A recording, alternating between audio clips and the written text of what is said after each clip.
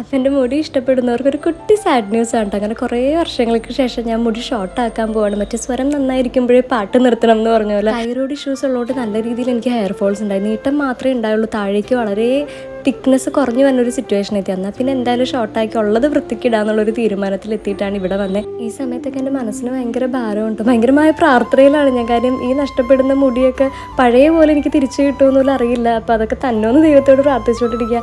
Head and ഫേസിലാണ് ഞാൻ വന്നത്. ഇതൊരു പ്രൊമോഷൻ വീഡിയോ അല്ല, 1750 രൂപ കൊടുത്തിട്ടാണ് നമ്മളിത് ചെയ്യിപ്പിക്കുന്നത് തന്നെ. പക്ഷേ എനിക്ക് ഈ കടയിനോട് ഒരു കമ്മിറ്റ്മെൻറ്റ് ഉണ്ട്. കാരണം ഞാൻ പ്രൊമോഷൻസ് അങ്ങോട്ട് ചോദിച്ച് ചെയ്യുന്ന ആളേ അല്ല.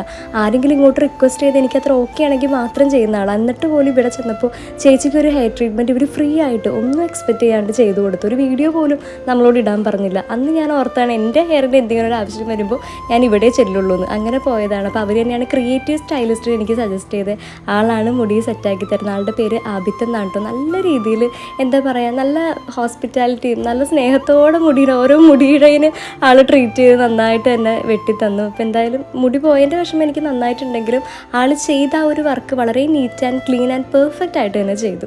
എന്തായാലും ഇനി കുറച്ച് നാളത്തേക്ക് ഈ ഒരു ഷോർട്ട് ഹെയർ ലുക്കായിരിക്കും. ഇഷ്ടപ്പെട്ടോ അപ്പം എൻ്റെ മുടി വെട്ടിയത്? ഓളെൻ്റെ മുടി എങ്ങനെയുണ്ട്? ഇഷ്ടപ്പെട്ടോ? ഇഷ്ടപ്പെട്ടു, ഭയങ്കര ഇഷ്ടപ്പെട്ടു. ആണോ? ഓക്കെ, അപ്പം ഫാമിലി മൊത്തം ഓക്കെ ആയിട്ടുണ്ട്.